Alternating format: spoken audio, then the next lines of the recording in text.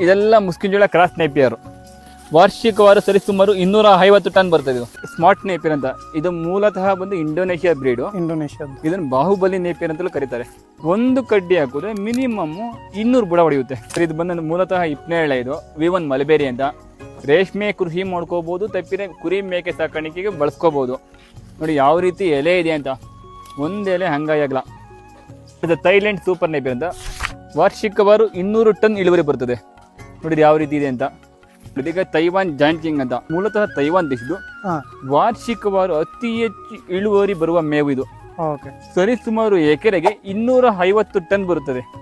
ಇದು Taiwan joint king ಇರೋದ್ರಿಂದ ಸರಿ ಸುಮಾರು 18 ರಿಂದ 20 ಫುಟ್ ಬರುತ್ತೆ ಸರ್. ಇದು ಬಂದು ಆಸ್ಟ್ರೇಲಿಯನ್ ರೆಡ್ ನೇಪಿಯರ್ ಅಂತ. ಇದು ಹೌದು, ಇದು ಮೂಲತಃ ಆಸ್ಟ್ರೇಲಿಯಾ ದೇಶದ್ದು. ಇಂಪೋರ್ಟ್ ಮಾಡಿ ಇಲ್ಲಿ ಡೆವಲಪ್ ಮಾಡಿರೋದು. ನೋಡಿ ಯಾವ ತರ ಇದೆ ಅಂತ. ಇದೆಲ್ಲ ಯಾವ ರೀತಿ ಬಂದಿದೆ ನೋಡಿ. ಇದು ಪ್ರೋಟೀನ್ ಕಂಟೆಂಟ್ 18% ಇದೆ. ಹಸುವಿನ ಎಮ್ಮೆಯಲ್ಲಿ ಹಾಲಿನ ಪ್ರಮಾಣ ಜಾಸ್ತಿ ಆಗುತ್ತೆ. ಕುರಿ ಮೇಕೆ ಚೆನ್ನಾಗಿ ಕೊಪ್ತವೆ. ಒಂದು 12 ರಿಂದ 15 ಫುಟ್ ಬರುತ್ತೆ. ಇಳುವರಿ ವಾರ್ಷಿಕವಾರು 180 ರಿಂದ 200 ಟನ್ ಬರುತ್ತೆ. 180 ರಿಂದ 200 ಟನ್. ಒಂದು ಟನ್ ವ್ಯಾಲ್ಯೂ ಮಾರ್ಕೆಟ್ ಅಲ್ಲಿ 2,000 ಇದೆ. ಅಂದ್ರೆ 180 ಟನ್ ಅಂದ್ರೆ 18 36 ಅಂದ್ರೆ 3,60,000. ಅಂದ್ರೆ ಮೇವಿನ ಸಮಸ್ಯೆ ಸಂಪೂರ್ಣ ಕ್ಲಿಯರ್.